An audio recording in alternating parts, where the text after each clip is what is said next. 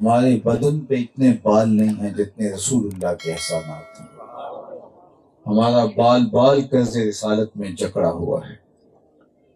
خدا شناسی تو بڑی دور کی بات ہے، ہم خود شناس بھی نہ ہوتے اگر آپ نہ آتے۔ ہمیں اپنے آپ کی شناسائی بھی نصیب نہ ہوتی، عرفان ذات بھی نہ ہوتا، خود ہی کا تعقل نہ ہوتا، اپنے آپ سے بھی ملاقات نہ ہوتی اگر وہ جلوہ کرنا ہو۔ مجھے بتاؤ کہ اشرف المخلوقات ہونے کے باوجود یہ انسان جس کے سر پہ کرامت کا تاج رکھا گیا ہے، وَلَقَدْ كَرَّمْنَا بَنِي آدَمَ، اولاد آدم کے سر پہ اللہ نے عزتوں کا تاج رکھا، کرامت کا تاج رکھا، اس کو شرف دیا۔ تو پوری کائنات کی تخلیق اس کے لیے ہوئی، وَالَّذِي خَلَقَ لَكُم مَّا فِي الْأَرْضِ جَمِيعًا، جو کچھ زمین میں ہے وہ حضرت انسان کے لیے۔ زمین فصلیں اگاتی ہے، زمین کی ضرورت نہیں ہے، انسان کی خدمت کے لیے۔ جانور دودھ دیتے ہیں تو انسان کی ضرورت کی تکمیل کے لیے۔ درخت آکسیجن پیدا کرتے ہیں، چھاؤں فراہم کرتے ہیں، پھل دیتے ہیں تو انسان کی ضرورت کے لیے۔ پوری کائنات کا چرخ گھوم رہا ہے انسان کے لیے۔ وَالَّذِي خَلَقَ لَكُم مَّا فِي الْأَرْضِ جَمِيعًا، تو یہ تو اس کائنات کا مقصود ہے، لیکن یہ اپنے آپ کو نہ پہچان سکا کہ میں کون ہوں۔ اور اس نے حیوانات کو، چوپایوں کو، بہائم کو، حشرات الارض کو، اجرام فلکیہ کو، مظاہر فطرت کو، بہتے پانیوں کو، چلتی ہواؤں کو، کس کس کو اپنا معبود نہیں مانا۔ انسان کی تاریخ تو اتنی شرمناک ہے کہ یہ مچھلی پکڑنے کے لیے کانٹے کے ساتھ جو کیچوا لگایا جاتا ہے، اسی زمانے میں اس کو بھی انسان نے اپنا معبود سمجھا۔ سانپوں کو، بچھوؤں کو، حشرات الارض کو، درختوں کو اس نے اپنا معبود بنایا۔ مٹی کے مادھوؤں کے آگے سجدہ ریز ہوا، پتھروں کے اصنام کے آگے پیشانی کے تقدس کو اس نے پامال کیا، لکڑی کے وزن پوچھتا رہا۔ اس کی تاریخ اتنی شرمناک ہے، لیکن یہ تو میرے حضور آئے صلی اللہ علیہ وسلم، جنہوں نے آ کے بتایا یہ تیرے معبود نہیں ہیں، یہ تیری دہلیز کے نوکر ہیں، یہ درخت تیرے معبود نہیں ہو سکتے، تیری خدمت کے لیے پیدا کیے، تجھے آکسیجن فراہم کرنے کے لیے، تجھے چھاؤں دینے کے لیے، تجھے پھل فراہم کرنے کے لیے، تیرے ایندھن کے کام آنے کے لیے یہ درخت پیدا کیے گئے، یہ چاند، سورج، ستارے، اجرام فلکیہ تیری راہوں میں روشنی اجالنے کے لیے پیدا کیے گئے، تیرے ذوق نظارہ کی تسکین کے لیے پیدا کیے۔ ان جانوروں کو پوج رہے ہیں، یہ تیری سواری کے لیے، تیری بار برداری کے لیے، تجھے دودھ اور گوشت کی ضروریات بہم پہنچانے کے لیے پیدا کیے گئے۔ اگر نہیں تو دیکھ، چاند کو پوچھتا ہے، یہ دیکھ اگلی اٹھتی ہے، وہ ٹکڑے ہو کے قدموں میں آتا ہے۔ سورج کو پوچھتا ہے، یہ دیکھ اشارہ ہوتا ہے، وہ بھاگتا ہوا اثر کے وقت پہ آتا ہے۔ درختوں کو پوچھتا ہے، جا میں نہیں تو ہی کہہ دے تمہیں اللہ کا رسول بلا رہا ہے۔ درخت بھاگتا ہوا آ کے قدموں میں سلامی دیتا۔ اب انسان کی آنکھ کھلتی ہے کہ جن کو میں معبود سمجھتا تھا وہ تو میری دہلیز کا نوکر نکلا، جس کو میں خدا مان رہا تھا وہ تو انسان کی انگلی کے اشاروں پہ رقص کرتا دکھائی دے رہا ہے۔ اب اس کی آنکھ کھلی، اس کا فہم جاگا، اور اب اس کی ٹون ہی بدل گئی، اس کا لہجہ ہی تبدیل ہو گیا۔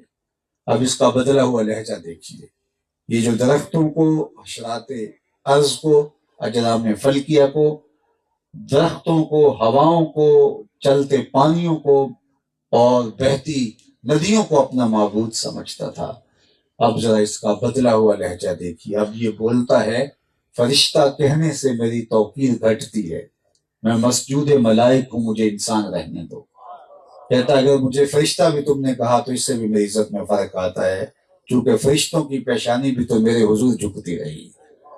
اب اس کا باطن جاگتا ہے اور اس کی خود ہی جاگتی ہے، اور اسے اپنے آپ کی سمجھ آنے لگتی ہے۔ کانپتا ہے دل تیرا اندیشہ طوفان سے کیا، ناخدا تو، بحر تو، کشتی بھی تو، ساحل بھی تو، دیکھ آ کر کوچائے چاکے گرے با میں کبھی، کیس تو، لیلا بھی تو، صحرا بھی تو، محمل بھی تو، وائے ناکامی کہ تو محتاج ساقی ہو گیا، میں بھی تو، مینا بھی تو، مستی بھی تو، محفل بھی تو، آہ کس کی جستجو آوارہ رکھتی ہے تجھے، راہ تو رہرو بھی تو، رہبر بھی تو، منزل بھی تو، بے خبر تو جوہر آئینہ ایام ہے، تو زمانے میں خدا کا آخری پیغام ہے۔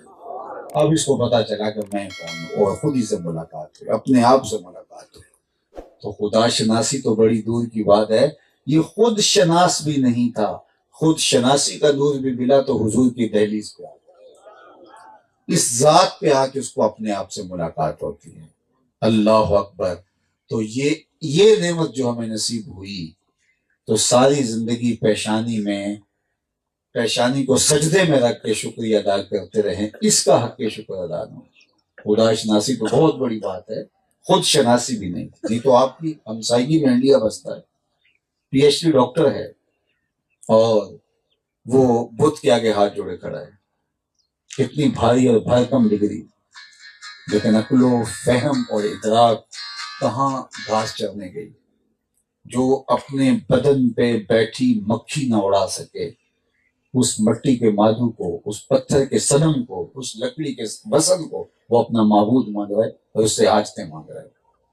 دوسری جانب M B B S doctor ہے، اور گائے کے پیشاب کو تبرک سمجھ کے چسکیاں لے کے پیا، اس کی تباہ میں کوئی نفاست نہیں ہے، اس کی طبی معلومات اس کو کچھ فراہم نہیں کرتی کہ یہ متعفن اور بدبودار چیز کیا اس کے لیے شفا کا سبب اور اس کے لیے بہتری کا ذریعہ ہو سکتی ہے، لیکن اس کو تبرک سمجھا ہے۔ دوسری جانب میں اپنے گاؤں کی مسجد میں ایک 8-7 سال کے بچے کو دیکھا کہ وہ اپنے پائنچے کو مل مل کے دھو رہا تھا، تو اس نے پانی معمول سے کچھ زیادہ کھول رکھا تھا، تو جھڑکنے کے لہجے میں نے کہا کہ تم نے اتنا زیادہ پانی کھولا ہے؟ تو وہ لجاجت بھرے لہجے میں مجھے جواب دیتا ہے کہ حضرت میں گلی سے گزر رہا تھا تو کسی جانور کے پیشاب کا چھینٹا میرے پانچے پہ گر گیا ہے اور میں سکول جا رہا ہوں۔ وہ کسی دارالعلوم کا فارغ التحصیل عالم نہیں تھا کہ جس نے نجاست غلیظہ و خفیفہ کے احکام پڑھے ہوں، وہ 7-8 سال کا دوسری تیسری کلاس کا ایک بچہ تھا جو پانچے کے اوپر پڑے ہوئے جانور کے پیشاب کے غیر مرئی چھینٹے بھی گوارا نہیں کرتا، اور ادھر M B B S doctor ہے، گائے کے پیشاب کو چسکیاں لے لے کے پی رہا ہے۔ تو اندر سے آواز آئی کہ یہ کیا ماجرا ہے، تو اس ڈاکٹر کو تو سمجھ نہیں آئی، اور اس 8 سال کے بچے کو سمجھ ہے۔ تو آواز یہی آئی کہ میاں وہ ہے ڈاکٹر، لیکن اس کے ہاتھ میں دامن میرے حضور کا نہیں، اور یہ ہے بچہ ماں نے گٹی میں پیار ہی حضور کا دیا، اس لیے تقدس اس کی روح تک اتر آیا۔ تو زندگی کا نور، باطن کے اجالے اور اندر کا سرور اگر نصیب ہوگا تو اسی چوکھٹ سے نصیب ہوگا۔ اللہ اکبر۔ سید گیلانی علیہ الرحمہ نے کیا کہا تھا کہ نہ خرد کی روشنی تھی نہ جنوں کی آگہی تھی، نہ خرد کی روشنی تھی نہ جنوں کی آگہی تھی، تیری رہبری سے پہلے یہ جہاں جہاں نہیں تھا، تیری رہبری سے پہلے یہ جہاں جہاں نہیں تھا، تیرے آستاں سے پہلے کوئی آستاں نہیں تھا، تیرے آستاں سے پہلے کوئی آستاں نہیں تھا، میں وہ زمین تھی جس کا کوئی آسمان نہیں تھا۔ تو زندگی کا سارا جمال، زندگی کی ساری خوبصورتیاں اسی دہلیز سے ملی۔ مجھے بتاؤ کہ حقیقی باپ اپنی بیٹی کو اپنے ہاتھ سے زندہ درگور کر دیتا ہے اور معاشرے سے داد پاتا ہے، یعنی کیسا شفاف معاشرہ تھا کہ حقیقی باپ اپنی بیٹی کو اپنے ہاتھ سے گڑا کھود کے زندہ درگور کرتا ہے، اوپر سے مٹی انڈھیلتا ہے، اور اس چھوٹی سی بچی کے ننھے سے ہاتھ جڑے ہوئے زندگی کی خیرات مانگتے ہیں، لیکن اس ظالم اور شفاق باپ کے دل میں رحم کا جذبہ بیدار نہیں ہوتا، اور وہ مٹی انڈھیلتا ہے، اس بچی کی سسکیاں، اس کی آہیں، اس کی چیخیں، اس کے جڑے ہوئے ننھے ننھے ہاتھ اس مٹی میں دب جاتے ہیں، اور جب وہ وہاں سے واپس آتا ہے تو معاشرہ داد دیتا ہے، تو نے کارنامہ سے انجام دیا، تو نے اپنی عزت بچا لی، اپنی پگڑی کے کلس کو نیچا ہونے سے بچا لیا، جو بیٹی کو اپنے ہاتھوں سے زندہ درگور کر کے آیا تھا۔ یہ کوئی وہم نہیں، حقیقت ہے۔ وَإِذَا الْمَوْءُودَةُ سُئِلَتْ بِأَيِّ ذَنبٍ قُتِلَتْ، قیامت کے دن سب سے پہلا مقدمہ جو ہوگا وہ ان بچیوں کا ہوگا. قبروں میں گڑی ہوئی اللہ ان بچیوں کو اٹھائے گا، کیونکہ ان کی نہ کوئی FIR کٹی، نہ ان کے لیے کسی نے آنسو بہائے، نہ ان کے لیے جو ہے وہ کسی نے موم بتیاں جلائیں، نہ کسی ادارے میں کسی ایوان میں ان کے لیے کوئی احتجاج ہوا، نہ کسی نے ان کے لیے بینر اٹھائے. زندگی سمیت ریت میں دب گئی وہ. آج قیامت کے دن پہلا مقدمہ ان کا لایا جائے گا. اول ما یحاسب بہ العبد یوم القیامہ القتل. سب سے پہلا سوال نماز کا ہوگا، لیکن پہلا فیصلہ قیامت کے دن قتل کا ہوگا. اور حدیث پاک میں آتا ہے جس نے کسی شخص کے قتل میں آدھے جملے سے بھی مدد کی، یعنی پورا جملہ بھی نہیں بولا، جو کسی کے قتل کا ذریعہ بن گیا ہو، کسی کے قتل کے جملے میں صرف آدھے جملے سے بھی مدد کی، قیامت کے دن جب وہ شخص آئے گا اس کی دو آنکھوں کے درمیان لکھا ہوگا آئس من رحمت اللہ، یہ بندہ اللہ کی رحمت سے محروم اور مایوس ہے، اس کو اللہ کی رحمتیں نہیں ملیں گی. وہ جس نے بیٹی زندہ درگور کر دی اپنے ہاتھوں سے، تو پہلا کیس یہ کھولا جائے گا اور اللہ ان بچیوں سے پوچھے گا بے یہ ذنب قتلت، کس جرم میں قتل کی گئی. اب ان کو کیا پتا کہ ظالم باپ نے یہ قیامت کیوں توڑی. ظالم باپ کے ٹہرے میں کھڑا ہے، اس سے پوچھا جانا چاہیے نا کہ تم نے یہ قیامت کیوں توڑی. لیکن اللہ ان ظالم باپوں سے پوچھنے کی بجائے ان بچیوں سے پوچھ رہے ہیں. اللہ اکبر. علماء فرماتے ہیں کہ وہ ظالم باپ اتنے بڑے مجرم ہیں کہ اللہ ان سے بات کرنا بھی گوارا نہیں کرتا کہ ان سے یہ بھی پوچھا جائے. اور یہ ڈٹائی سے جرم ہوتا ہے. لیکن جب بیٹیوں کو زندہ درگور کر کے باپ فخر کر رہا تھا، ایک آواز بلند ہوتی ہے، وہ آواز آپ نے سنی ہے، لیکن اس کو کلمہ تحسین کے معنی میں آپ نے سمجھا ہوگا، لیکن اس تناظر میں اس کو دیکھیے. جب بیٹیوں کو زندہ درگور کر کے باپ چھاتی چوڑی کر کے چلتا ہے اور کہتا ہے میری پگڑی کا کلس نیچا ہونے سے بچ گیا، اور معاشرہ بھی اسے داد دیتا ہے اور یہ جرم نہیں ہوتا، تو جس معاشرے میں بیٹیوں کی یہ تذلیل اور تحقیر ہو رہی ہے، اس معاشرے میں ایک آواز آتی ہے، لوگوں سن لو، میری فاطمہ میرے جگر کا ٹکڑا ہے. یہ سارے ظلم کی نفی ہوتی ہے، میری فاطمہ میرے جگر کا ٹکڑا ہے. اور سیدہ پاک سلام اللہ علیہا جب آقا کریم علیہ السلام کی بارگاہ میں ملاقات کے لیے حاضر ہوتی ہیں تو حضور اٹھ کے استقبال کرتے ہیں، فَأَجْلَسَهَا فِي مَجْلَسِهِ، اور اپنی مسند کے اوپر بٹھاتے ہیں. دنیا کو بتایا کہ بیٹیاں زندہ درگور کی جانے والی نہیں ہیں، عزت کی مسند پہ بٹھائی جانے والی. اور آج بھی جو بیٹیوں کے لیے عزت موجود ہے، یہ میرے حضور علیہ السلام کی دی ہوئی ہے. میں نے ایک بوڑھے شخص کو مزدوری کرتے دیکھا، اس کی کمر پہ بوری لدی ہوئی تھی، تو میری شناسائی تھی، تو میں نے اس کو کہا اتنے بڑھاپے میں آپ کام کیوں نہیں چھوڑ رہے. تو اس کا لہجہ مجھے کبھی بھی نہیں بھولا. اس نے ایسے کہا کہ حضرت میری ایک بیٹی رہتی ہے جس کا بھی میں نے نکاح کیا. میں نے کہا یہ بوڑھا باپ اس بیٹی کے لیے بڑھاپے میں دھکے کھا رہا ہے، یہ باپ تو زندہ درگور کرتا تھا، یہ بیٹا یہ بھائی فیکٹری میں اوور ٹائم لگا رہا ہے کہ میں نے بہن کے ہاتھ پیلے کرنے ہیں، یہ تو زندہ درگور کرنے میں باپ کے ساتھ شامل ہوتا تھا. میں نے پردیس میں پتھر کوٹتے لوگ دیکھے ہیں کہ ہم نے بیٹیوں کی شادیاں کرنی، بھائی وہاں جوانیاں کاٹ دیتے ہیں کہ ہم نے بہنوں کی شادیاں کرنی ہیں، یہ تو زندہ درگور کرتے تھے. ان کے سینے میں بیٹیوں کا پیار کس نے ڈالا؟ جواب آیا میلاد والے رسول نے. تو یہ ایک دن کے میلاد سے حق ادا نہیں ہوگا، ساری زندگی ان کے نام کرنا ہوگا. یہ نہیں ہے کہ ایک دن ہم آئے چند نعرے لگا لیے اور واپس چلے گئے. ہمیں اپنی زندگیاں حضور کے نام کرنا ہوگا، ان کے لائے ہوئے نظام کو اپنی زندگی میں اتارنا پڑے گا، اپنی زندگیوں کو منظم اور مرتب کرنا ہوگا ان کے لائے ہوئے نظام کی مطابقت میں. میرے استاد فرماتے تھے یہ نہ ہو کہ لوگ تمہیں پوچھیں تم کون ہوتے ہو، تمہیں بتانا پڑے جناب ہم مسلمان ہوتے ہیں. یہ دیکھو مذہب اسلام کے خانے میں اسلام کے طور پہ لکھا ہوا ہے. آپ فرمایا کرتے تھے نہ کسی کو بتانا پڑے نہ کہنے کی نوبت آئے، تم دور سے چلے آ رہے اور لوگ دیکھ کے کہے وہ دیکھو حضور کا غلام. تمہیں بتانا نہ پڑے ہم عاشق رسول، تمہارے چہرے بتائیں کہ یہ عاشق رسول، تمہارے رویے بتائیں کہ تم عاشق رسول، تمہارے ہمسائے بتائیں کہ میری ہمسائیگی میں عاشق رسول بستا ہے. تم نے جس سے رشتہ داری کی ہو وہ بتائے یہ واقعی سچا عاشق رسول ہے۔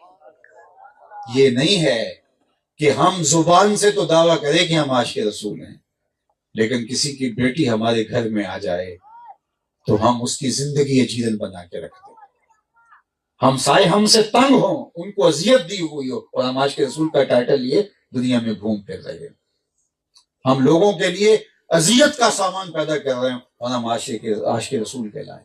ہماری دکان سے 2 نمبر سودا ملے اور ہم کہیں ہم عاشق رسول ہیں۔ جب ہمارے ساتھ یہ ٹائٹل لگ گیا کہ یہ عاشق رسول ہے تو پھر ہم سے کوئی بے دھڑک ہو کے دودھ خریدے کہ ملاوٹ ہو ہی نہیں سکتی، یہ عاشق رسول ہے۔ دکان سے 2 نمبر سودا بک ہی نہیں سکتا، یہ عاشق رسول ہے۔ شادی کرنی ہے بے دھڑک کرو، یہ عاشق رسول ہے۔ لیکن ہم کیسے عاشق رسول ہیں کہ ہمارے رویے سارے وہ کہ جو منافقین والے، اور ہم نے اپنی زبان سے کہا کہ ہم عاشق رسول ہیں۔ میاں عشق رسول یہ زبان کا دعویٰ نہیں ہے، یہ عمل کا ثبوت ہے۔ عاشق ہر کوئی آکھے پر عاشق بندا مر کے، زہر پیالہ کوئی نہیں پیندا پر عاشق پیندا پر کے۔ اپنی زندگی کو ان کے نام اس طرح لگاؤ کہ پتہ چلے کہ ہم واقعی عاشق رسول ہیں۔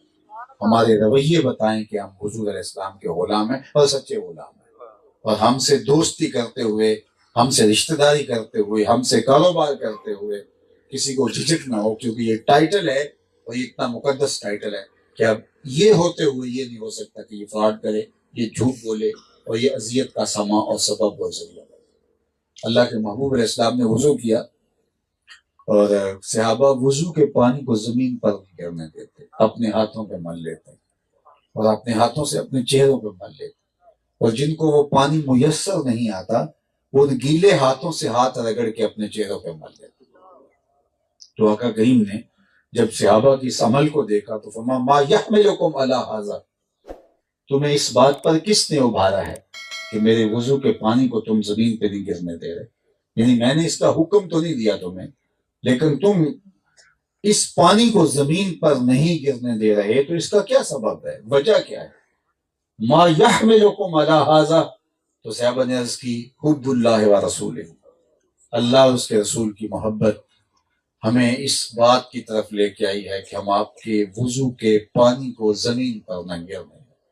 تو آقا کریم نے ان کی اس محبت کی نفی نہیں کی، لیکن کہیں محبت صرف یہی نہ رک جائے، حضور نے ارشاد فرمایا کہ جو یہ چاہے کہ اللہ اور اس کے رسول سے محبت کرے اور اللہ اور اس کا رسول اس سے محبت کرے، اس کو 3 کام بھی کرنے چاہیے۔ یہ کر رہا ہے تو 3 کام بھی کرنے چاہیے۔ وہ کیا؟ جب بولے سچ بولے، دوسری بات ارشاد فرمائی کہ جب اس کے پاس امانت رکھی جائے تو اس میں خیانت نہ کرے، اور تیسری بات ارشاد فرمائی کہ اس کی ہمسائیگی میں کوئی آبسے تو ہمسائیگی کا پورا پورا حق ادا کرے۔ تمہارا یہ عمل کہ تم میرے وضو کے پانی کو زمین پہ نہیں گرنے دیتے، لیکن یہ 3 چیزیں بھی یاد رکھو کہ زبان تمہاری سوائے حق کے کبھی بات ہی نہ کرے۔ اللہ کے محبوب علیہ السلام سے پوچھا گیا مومن بزدل ہو سکتا ہے؟ کہا نہیں، بہادر ہوتا ہے، لیکن ہو سکتا ہے کبھی بزدلی بھی کر جائے، آخر بشری تو ہے، کبھی زندگی میں کمزور لمحے بھی آ جاتے ہیں۔ تو پھر کہا کہ اچھا مومن بخیل ہو سکتا ہے؟ کہا نہیں، مومن سخی ہوتا ہے، لیکن ہو سکتا ہے کبھی بخل بھی کر جائے۔ بلکہ فرمایا اولاد مبخلتن و مجبنتن، جو اولاد ہے یہ بندے کو تھوڑا تھوڑا بخیل بھی بنا دیتے اور تھوڑا تھوڑا بزدل بھی بنا دیتے۔ بندے کے پاس جب اولاد نہیں ہوتی، اکیلا ہوتا ہے، کمارا ہوتا ہے، تو بہادر بھی زیادہ ہوتا ہے، شاخرچ بھی زیادہ ہوتا ہے، لیکن جب اولاد آ جاتی ہے تو پھر وہ فرمایا مبخلتن و مجبنتن، تھوڑا تھوڑا بخیل بھی ہو جاتا ہے، تھوڑا تھوڑا وہ جو ہے وہ کمزور ہو جاتا ہے، بزدل پڑ جاتا ہے۔ تو کہا ہو سکتا ہے مومن ہوتا ویسے سخی ہے، اس کی فطرت سخی ہونا، لیکن ہو سکتا ہے کبھی اس سے کوتاہی ہو جائے، بخل ہو جائے۔ ہوتا مومن بہادر ہے، لیکن ہو سکتا ہے کبھی اس سے بزدلی بھی ہو جائے۔ یہ 2 سوال ہوئے، پھر تیسرا سوال حضور سے پوچھا گیا مومن جھوٹا ہو سکتا ہے؟ آقا کریم نے فرمایا جھوٹا نہیں ہو سکتا، یہ طے شدہ بات ہے، اس میں کوئی گنجائش نہیں ہے کہ مومن ہو جھوٹا ہو، یہ ہو ہی نہیں سکتا۔ تو میں اور آپ دیکھیں کہ ہمیں دعویٰ ایمان ہے تو ہماری زندگی میں جھوٹ ہے۔ آج تاجر کہتا ہے جھوٹ نہ بولے تو سودا نہیں بکتا، میں کہتا ہوں جاپان والوں کا کیسے بک رہا ہے؟ وہ تو جھوٹ کے کبھی قریب نہیں گئے، جھوٹ تو انہوں نے زندگی میں نہیں کبھی بولا۔ تو ان کا سودا کیسے بک جاتا ہے؟ تو ہم نے یہ سمجھا کہ شاید یہ فن ہے، یہ ایمان کی کمزوری ہے۔ تو مومن جھوٹا نہیں ہوتا، مومن سچ بولنے کا عادی ہوتا ہے، اس کی زندگی کے اندر سچائی جڑی ہوئی ہے۔ فرمایا کہ جب کوئی شخص جھوٹ بولتا ہے تو اس کے منہ سے بدبو نکلتی ہے، جس کو ہم تو نہیں سونگھ پاتے، لیکن اللہ کے نورانی فرشتے اس بدبو کو محسوس کرتے ہیں، اور رحمت کے فرشتے ایک میل پیچھے ہٹ جاتے ہیں۔ بدبو جب نکلتی ہے جھوٹ کی وجہ سے تو ایک میل فرشتے پیچھے ہٹ گئے، اور ایک گھر کے اندر باپ بھی جھوٹ بول رہا ہے، ماں بھی جھوٹ بول رہی ہے، بیٹے بھی جھوٹ بول رہے ہیں، بہویں بھی جھوٹ بول رہی ہیں، بیٹیاں بھی جھوٹ بول رہی ہیں، تو فرشتے تو کئی کئی میل دور پیچھے ہٹ گئے ہوں گے۔ اب ہم نے کہا کہ ہمارے گھر میں برکت نہیں ہے، جو برکت لے کر آنے والے فرشتے تھے وہ تو کئی میل دور کھڑے ہیں، وہ تو اندر آ ہی نہیں سکتے، اس لیے کہ جھوٹ کی بدبو ان کو اندر نہیں آنے دیتے۔ اور ہم نے کیا نکالا اس کا راستہ؟ ہم نے کہا کسی نے تعویذ ڈال دی، کسی نے جادو کر دیا ہے، کسی نے عمل کر دیا ہے۔ پھر بھاگے عاملوں کے پاس۔ اب عامل صاحب تو بیٹھے اسی کام کے لیے، وہ تو ساری دکانداری سجا کے اسی کام کے لیے بیٹھے، اور کوئی گاہک آئے اور اس کو مزید ذوف و اعتقادی کا مریض بنائے۔ تو عامل نے کہا تو اچھا ہو گیا وقت پہ آ گیا، اگر لیٹ ہو جاتا تو یہ تعویذ چل جانے تھے اور تیرا ککھ نہیں رہنا تھا۔ اب ہر اتوار کو چوکی بھرنی پڑی، اور یہ سوچا ہی نہ کہ میرے گھر کے اندر جو بے برکتی ہے وہ جھوٹ کے تعویذ پڑے ہیں، جو جادو ہوا ہے وہ جھوٹ کا ہوا ہے، جس کے سبب سے میرے گھر سے برکت اٹھ گئی، وہ ہم چھوڑنا نہیں چاہتے، اور تعویذوں پہ تعویذ لے کے گھول گھول کے پی رہے ہیں، چگاٹوں پہ بھی رکھ رہے ہیں، درختوں پہ بھی باندھ رہے ہیں، چھڑکاؤ بھی کر رہے ہیں۔ میں یہ نہیں کہتا سارے عامل غلط ہوتے ہیں، 99% عامل غلط ہیں، 100 میں ایک ٹھیک بھی ہوتا ہے، زیادہ تر ڈاکو چور لٹیرے بیٹھے ہیں، تو کوئی 100 میں ایک اچھا بھی ہوگا، اور یقیناً ظاہر اچھے ہوتے ہیں، لیکن عمومی رویہ یہ ہے کہ یہ سب مکر و فریب کا دھندا ہے، یہ سب کمائی کے کاروبار۔ اور ہم نے یہ نہ سوچا کہ جو ہمارے اندر نحوستیں اتری ہیں یہ ہماری بدعمالیوں کی سزا، یہ جھوٹ کی وجہ سے رحمت کے فرشتے ہمارے نیڑے نہیں آئے۔ جب رحمت کے فرشتے نیڑے نہیں آئے تو رحمت تو ان کے ذریعے پہنچنی تھی، اور ہم پھر ایک نئے ذوف الاعتقادی کے مرض میں مبتلا ہو گئے۔ اور جب ذوف الاعتقادی کا مرض آتا ہے پھر توحید کا نور چھن جاتا ہے، پھر اللہ کو چھوڑ کر کے نہ جانے ایسے ایسے لوگوں کے پاس لوگ بیٹھے ہوتے ہیں جنہوں نے 6 سال سے غسل بھی نہیں کیا ہوتا، اور ان کو ان کی بدبو بھی کوئی فیض نظر آ رہا ہوتا ہے۔ ظاہر ہے کہ جھوٹ کے بدبو سے ان کا باطن مردہ ہو گیا۔ تو ہمیں اپنی زندگی کے اندر سچ لانا ہوگا، اور سچائی کے ساتھ اپنے آپ کو جوڑنا ہوگا، پھر زندگی نور سے، روشنی سے، اجالوں سے مالا مال ہوگی۔ اور میرے اور آپ کے آقا و مولا حضور ختمی المرتبت صلی اللہ علیہ وآلہ وسلم صادق بھی ہیں اور امین بھی ہیں، ہم مستبی کے ماننے والے، ہم جھوٹ کیسے بول سکتے ہیں؟ ہماری زندگی کے اندر تو سچ ہی سچ ہونا چاہیے، اور سچ کے ساتھ ہمیں جڑ کر کے اپنی زندگی کو منظم کرنا ہوگا۔ فرمایا جو سچ ہے وہ انسان کو جنت کی طرف لے جاتا ہے، اور جھوٹ جو ہے اس کا نتیجہ جہنم ہے۔ اس لیے ہمیں سچ کے خوگر ہو کر کے اپنی زندگی کو منظم کرنا ہوگا۔ میں سمجھتا ہوں یہ جتنا بڑا علاقہ ہے لاکھوں نفوس پر مشتمل ہوگا۔ یہ میرے پاس جو بیٹھے ہیں یہ چند 100 لوگ ہوں گے، 1000 ہوں گے، 1500 ہوں گے، اتنے لوگ کئی لاکھ لوگوں میں سے یہ چند لوگ ہیں۔ لیکن اگر آج کی اس مجلس کے اندر صرف اتنے لوگ جو میرے سامنے بیٹھے ہوئے ہیں یہ صرف یہی عزم کر کے اٹھ جائیں کہ آج کے بعد ہماری زندگی میں جھوٹ نہیں ہوگا، تو آپ کا علاقہ دیکھیے 1 مہینے میں بدلا بدلا دکھائی دے۔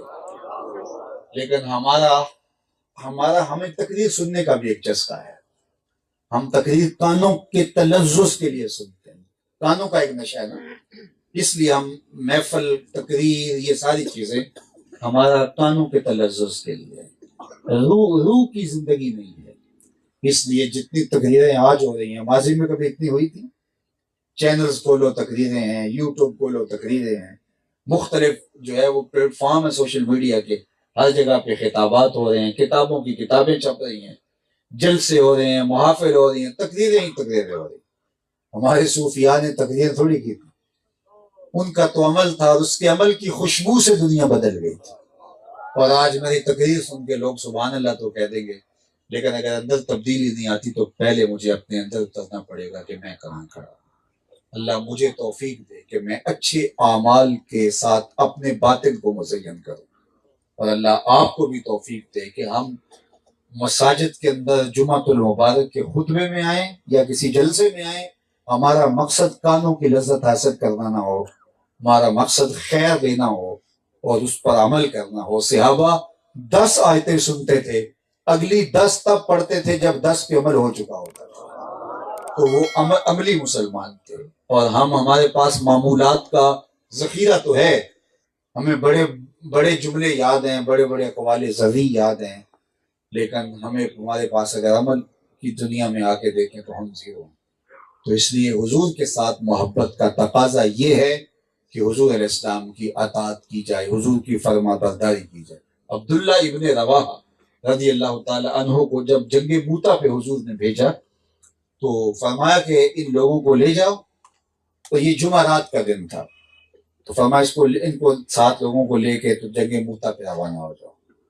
تو حضرت عبداللہ ابن رواحہ نے سوچا کہ اتنا لمبا سفر ہے، ہو سکتا ہے دوبارہ حضور کو ملنا بھی نصیب ہوتا ہے یا کہ نہیں، اور اسی غزوہ میں حضرت عبداللہ ابن رواحہ کی شہادت بھی ہو گئی تھی۔ تو حضرت عبداللہ ابن رواحہ نے صحابہ کے لشکر کو تیار کیا اور شہر سے باہر روانہ کیا اور کہا تم چلتے رہو، میں تمہارے ساتھ آ کے مل جاتا ہوں۔ اور رات مدینہ المنورہ میں رکے اور صبح حضور کے پیچھے جمعہ پڑا۔ جب حضور خطاب فرمانے بیٹھے تو دیکھا عبداللہ ابن رواحہ بیٹھے ہوئے، تو فرمایا ابن رواحہ تم یہاں ہو، میں نے تو کہا تھا کہ تم روانہ ہو جاؤ۔ عرض کی حضور میں نے سب کو روانہ کر دیا اور میں رک گیا ہوں اس آرزو میں کہ پتہ نہیں دوبارہ آپ کو دیکھنا نصیب ہوتا ہے یا نہیں ہوتا، تو آپ کے پیچھے آخری جمعہ پڑھ لوں۔ تو آقا کریم نے فرمایا ابن رواحہ، زمین اور آسمان کے درمیان جتنی جگہ خالی ہے اگر یہ سونے سے بھر جائے اور تم اس کو خیرات کر دو، جو چلے گئے ہیں تم ان کے ثواب کو پھر بھی نہیں پہنچ سکتے۔ حالانکہ حضرت عبداللہ ابن رواحہ حضور کے پیچھے جمعہ پڑھنے کی نیت سے رکے تھے، لیکن ایک طرف حضور کا حکم تھا اور ایک طرف ان کی محبت کا ایک جذبہ تھا، لہٰذا محبوب کا حکم مقدم ہے۔ تو مجھے اور آپ کو دیکھنا ہوگا کہ میں اور آپ اپنے ذوق کی ہی زندگی گزاریں یا حضور کی اطاعت اور فرما برداری کے مطابق زندگی گزار رہے ہیں۔ اللہ اکبر، محمد دی زیارت محمد دے رنگ وچ، ان کے رنگ کے اندر ہمیں آنا ہوگا۔ یاری لا تو پاک نبی سنگ اے پر پوری یاری، پھر درود قبول ہے تیرا لکھ نہ لو ایک واری۔ تو ان کے عطا کیے ہوئے نظام حیات کو اپنی زندگی میں اتاریں۔ تو میں پھر اپنے استادوں کا قول دہراتا ہوں کہ یہ نہ ہو کہ لوگ تمہیں پوچھیں تم کون ہو اور تمہیں بتانا پڑے صاحب ہم مسلمان ہوتے ہیں۔ کہا تمہاری وضاحت سے لے کے طرز زندگی تک، تمہارے وعدے وعید سے لے کر کے تمہارے انداز حیات تک ایسا ہو کہ تم دور سے بھی آ رہے ہو تو لوگ کہیں یہ حضور کا غلام ہے۔ نور آنکھوں میں تو چہروں پہ اجالے ہوں گے، مصطفیٰ والوں کے انداز نرالے ہوں، دنیا میں بھی ان کے دم سے مقدر چمکا، محشر میں بھی ان کی رحمت کے حوالے ہوں گے۔ اللہ تعالیٰ آپ کو مجھے حضور علیہ السلام کی کامل اتباع کی توفیق عطا فرمائے، اور ہمارے محترم حاجی صاحب کو کاروبار میں، رزق میں، مال میں، جان میں، اولاد میں برکتیں دے۔ آپ سب لوگوں کو اللہ تعالیٰ یہاں سے واپس گھروں میں پہنچنے سے پہلے اس اجتماع کی برکتیں نصیب فرمائے، اور اللہ ہم سب کو نیک صالح پاکیزہ مسلمان بنا۔ ہم یہ چاہتے ہیں کہ حکومت اچھی آ جائے ہمارے اوپر، حکمران اچھے آ جائیں، لیکن ہم خود نہیں بدلنا چاہتے، کبھی بھی ایسا نہیں ہوگا۔ یہ اللہ کا ایک نظام ہے، اعمالکم امالکم، تمہارے اعمال ہی تمہارے امال ہیں، جس طرح کے عمل ہوں گے اس طرح کے حکمران آئیں گے۔ کسی نے حجاج بن یوسف سے کہا، جو بہت بڑا ظالم شخص گزرا ہے تاریخ کا، حضرت حسن بصری رضی اللہ تعالیٰ عنہ کہا کرتے تھے پچھلی امتوں کے لوگ اپنے سارے ظالم اکٹھے لا کے ایک پرڑے میں ڈال دیں، دوسرے میں ہم حجاج بن یوسف کو ڈال دیں، یہ پرڑا پھر بھی بھاری ہو۔ 70,000 لوگ اس نے اپنے ہاتھ سے قتل کیے، 90,000 لوگ اس کے حکم سے کٹے۔ لیکن کسی نے جرأت کر لی اور حجاج بن یوسف سے کہا کہ تو نے حضرت عمر کا زمانہ دیکھا ہے کہ اس وقت بچپنے میں تھا، تو ان جیسا انداز حکمرانی اختیار کیوں نہیں کرتا؟ تو اس نے 2 لفظی جواب دیا، تبازروا اتعمر لکم، اس نے کہا تم ابو ذر غفاری جیسی رعایا بن جاؤ، میں عمر جیسا حکمران بن جاؤں۔ جب رعایا ابو ذر غفاری جیسی ہوتی ہے تو حکمران حضرت عمر جیسا۔ تو آج ہمارے اوپر کچھ ہونے والا نہیں، یہ شاید کسی کو گمان ہو کہ 8 تاریخ کے بعد بدلا موسم ہوگا، وہی آبلے، وہی جلن، درد دل میں کوئی کمی نہیں، وہی کچھ ہوگا، وہی ڈاکو، چور، لٹیرے، بدماش، گنڈے، وہی ہڈیاں نوچنے والے اور جو ہے وہ جسم کو نوچنے والے، خزانوں کو دبوچنے والے، وہی شرمناک ماحول ہوگا، کوئی تبدیلی آنے والے نہیں۔ خام خواہ آپ مشقت میں نہ پڑے، ایسی نہ امید لگا کے بیٹھیں کچھ ہونے والا نہیں، اس لیے ہم بدلنے والے نہیں۔ جب ہم بدلنے والے بھی نہیں تو اوپر سے بدلنے والے نہیں۔ اعمالکم اموالکم، تمہارے اعمال ہی تمہارے حکمران ہیں، ہم بدلیں گے تو اللہ رحمت کی چھتریاں تانے گا۔ اس لیے یہ سزا ہے ہماری، یہ بات ذہن میں رکھیں، ہمارے گناہوں کی سزا۔ اللہ تعالیٰ قرآن مجید میں ارشاد فرمایا وہ اس بات پہ قادر ہے کہ تمہاری اوپر سے بھی عذاب نازل کرے، تمہارے نیچے سے بھی عذاب۔ علماء تفسیر نے کہا اوپر سے عذاب کیا ہے؟ پتھر برسنے، نیچے سے عذاب کیا ہے؟ زلزلے آئیں۔ لیکن حضرت عبداللہ ابن عباس رضی اللہ تعالیٰ عنہ فرماتے نہیں، اوپر کا عذاب اور نیچے کا عذاب اور ہے۔ پوچھا کیا؟ کہا اوپر کا عذاب یہ ہے حکمران ظالم ہو، اور نیچے کا عذاب یہ ہے تمہاری اولاد نافرمان۔ یہ اوپر اور نیچے کا عذاب ہے۔ تو آج اس عذاب میں ہم جکڑے ہوئے ہیں اور جکڑے رہیں گے جب تک ہم سچی توبہ نہیں کرتے، اجتماعی توبہ نہیں کرتے، اور وہ ہم تیار نہیں ہیں تو کرنے کے لیے۔ ہم اپنے آپ کو بدلنے کے لیے تیار ہی نہیں ہیں، اور اللہ کا کہ جب کوئی اپنے آپ کو بدلنے کے لیے تیار نہیں ہوتا اللہ اس قوم کی حالت کبھی بھی نہیں بدلتا۔ جب ہم اپنے آپ کو بدلیں گے اللہ راستے کھول دیتا ہے، کشادہ کرتا ہے، لَنَهْدِيَنَّهُمْ سُبُلَنَا، اللہ کہتا ہے آئے صحیح، میں ایک نہیں کئی راستے کھولتا ہوں، وہ آئے تو صحیح، ہم تو مائل بکرم ہیں، کوئی سائل ہی نہیں، راہ دکھلائیں کسے راہ رب منزل ہی نہیں، جلوائے طور تو موجود ہے کوئی موسیٰ ہی نہیں۔ اس سچی طلب سے آئے تو اسے دروازے کھول دیتے، لیکن جب تم نہیں بدلنا چاہتے تو تمہارے اوپر یہ سزا کے طور پہ مسلط ہوتے رہیں گے، اور یہ ہوتا رہے گا تمہارے ساتھ۔ خوش فہمی اگر پال لو تو یہ تمہاری مرضی، لیکن یہ ہونے والا کچھ نہیں ہے۔ تو آئیے میں اور آپ اپنے آپ کو بدلیں، اپنی زندگی کو تبدیل کریں۔ آغاز یہاں سے ہوگا، اور اس جسم کا آغاز یہاں دل سے ہوگا۔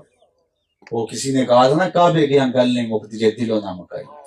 یہاں سے آغاز لیں اور پھر پورے بدن کو، پھر اپنے گھر کو۔ قُوا أَنفُسَكُمْ وَأَهْلِيكُمْ نَارًا وَقُودُهَا النَّاسُ وَالْحِجَارَةُ، اللہ نے قرآن میں ضابطہ دیا ہے، قُوا أَنفُسَكُمْ، پہلے اپنے آپ کو بدلو، اس کے بعد فرمایا وَأَهْلِيكُمْ، اور پھر اپنے اہل خانہ کو جہنم کی آگ سے بچاؤ۔ وَقُودُهَا النَّاسُ وَالْحِجَارَةُ، جس کا ایندھن انسان اور پتھر ہے۔ تو آغاز یہاں سے ہوتا ہے، میری ذات سے ہوگا، پھر میرے گھر سے ہوگا، پھر وہ نور پھیلے گا۔ لیکن ہم اپنے آپ کو نہیں بدلنا چاہتے، دوسروں کو بدلنا چاہتے۔ اپوزیشن حکومت کو بدلنا چاہتی ہے، حکومت اپوزیشن کو بدلنا چاہتی ہے، عوام کہتی ہے اوپر والے بدل جائیں، وہ کہتے ہیں نیچے والے بدلیں۔ یہ لڑائی چلتی رہے گی، بدلاؤ کوئی بھی نہیں ہوگا۔ تو مجھے اپنے سے آغاز کرنا ہے، آپ کو اپنے سے آغاز کرنا ہے، اور اپنی زندگی ہم قیامت کے دن اپنا اپنا فرد عمل لے کے اللہ کے حضور پیش ہوں گے۔ اللہ تعالیٰ میرے ملک کی خیر فرمائے، یہ دعا کیجئے کہ اللہ ملک کو ہر طرح سے اپنی حفاظت میں رکھے، ورنہ جو ظاہری اسباب ہیں وہ تو ایسے ہی ہیں۔ وہ کیا کسی نے کہا تھا کہ جب میں کہتا ہوں الہی میرے احوال دے، حکم ہوتا ہے اپنا نامہ اعمال دے۔ تو اس لیے ہمارا نامہ اعمال تو یہ ہے کہ پتھر برسیں آسمان پہ، لیکن پھر بھی حضور کا صدقہ ہے کہ اس امت کی شکلیں نہیں تبدیل، اس کے پتھر نہیں، اس کے اوپر پتھر نہیں برستے۔ تو اللہ حضور کے صدقے ہمیں معاف فرمائے۔ تو میں چاہوں گا کہ آج کی اس مجلس کے اندر ہم یہ عزم کر کے اٹھیں، اگر اس کی قیمت اس دور میں بہت زیادہ دینی پڑتی ہے، لیکن ہم قیمت دیں اس کی، ہم اپنی زندگی میں جھوٹ کو داخل ہی نہیں ہونے دیں گے۔ نو انٹری کا بورڈ لگا لیں کہ ہماری زندگی میں، ہمارے گھر میں جھوٹ داخل نہیں ہو سکتا۔ سچ بولیں گے چاہے اس کو کوئی بھی نقصان اٹھانا پڑے۔ تو سچ کا ظاہری نقصان تو ہو سکتا ہے، لیکن حقیقت میں سچ کا کوئی نقصان نہیں۔ سچ ہی جنت کا راستہ ہے، اور میرے اور آپ کے نبی آقا حضور نبی رحمت اعلان نبوت سے قبل کافروں کی زبان سے بھی صادق و امین کہتا ہے، اپنے تو اپنے تھے، تو اللہ آپ کو یہاں سب کو برکتیں دے، اور جو حاضری کا شرف، موقع، سعادت ملی، اس کی برکتیں اللہ میری اور آپ کی زندگی میں اتار دے۔ وآخر دعوانا ان الحمد للہ رب العالمین۔ اللہم صلی علی سیدنا و مولانا محمد معدن الجود والکرم وآلہ وصحبہ وبارک وسلم۔ اللہ اٹھے ہوئے ہاتھ کبھی بھی خالی نہ موڑے جائیں، پھیلی ہوئی جھولیاں رحمتوں سے بھر دی جائیں، بخت کی بہاریں نصیب ہوں، مقدر کی خزائیں رخصت فرما دی جائیں۔ جئیں تو تیرے لیے، مریں تو تیرے دین کے لیے، زندگی اور آخرت سب کو اللہ خیر کے ساتھ رکھنا۔ اپنا خاص کرم فضل اللہ جتنے لوگ موجود ہیں سب کے گھروں میں پیدا کرنا۔ اللہ ہمیں اپنے باطن کو، اپنے ظاہر کو، اپنے اعمال کو، رویوں کو، طرز زندگی کو، انداز معاشرت کو، عادات کو، خصائل کو شریعت بیضا کی مطابقت میں ڈھالنے کی توفیق عطا کر۔ اللہ یہاں ہمارے محترم حاجی صاحب کے کاروبار میں برکتیں عطا فرما، جتنے لوگ بیٹھے ہیں سب کے کاروبار میں، پورے علاقے پہ اللہ کی رحمتیں نازل۔ اللہ میرے وطن کی خیر فرما، میرے ملک کو اپنی خاص عنایتوں کا حصار عطا کر دے۔ بالخصوص اللہ فلسطین کے مجبوروں کی نصرت فرما۔ اس آسمان کے نیچے، زمین کے اوپر تیرے علاوہ ان کا کوئی آسرا نہیں۔ اللہ ان دکھیاروں کی مدد فرما، ان پریشان حال لوگوں کے حال پہ رحم فرما۔ ہمارے محترم جناب قاسم صاحب کے والد بزرگوار انتقال کر گئے، اللہ ان کو غفران و رحمت کے پردوں میں ڈھانپے۔